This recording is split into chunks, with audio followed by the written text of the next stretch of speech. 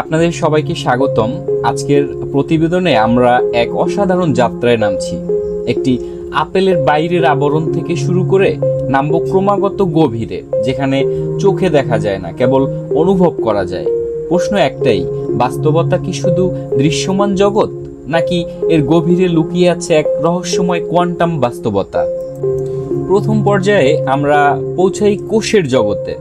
এই স্তরে দেখা যায় নিউক্লিয়াস, মাইটোকন্ড্রিয়া, আরও আছে জীবনের ছক আঁকা সেই ডিএনএ। এগুলোই জীববিজ্ঞানের সবচেয়ে গুরুত্বপূর্ণ গঠনমূলক উপাদান। এর নিচে রয়েছে পরমাণু, যাদের হাত ধরে গঠিত হয় সকল পদার্থ। কার্বন, হাইড্রোজেন, অক্সিজেন পরমাণু মিলেই তৈরি করে সেই আপেল। ঘুরছে ইলেকট্রন, কেন্দ্রে প্রোটন ও নিউট্রন। এ যেন এক ক্ষুদ্র সৌরজগৎ, যেখানে কণাগুলো চলছে সুনির্দিষ্ট গতিপথে। তবে এখানেই থেমে থাকছে না বাস্তবতা।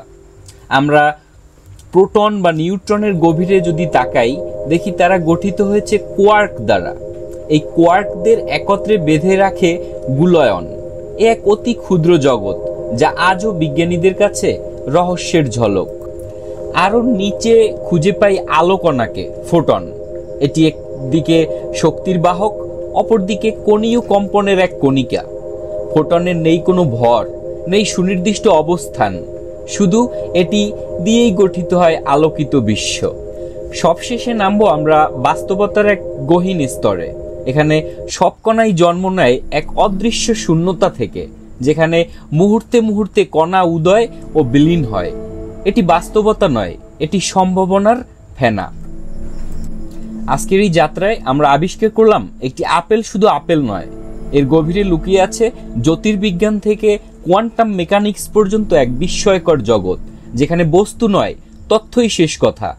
আপনি, আমি, আমরাও হয়তো কণা নই, বরং এক একটি তথ্য, এক একটি স্পন্দন।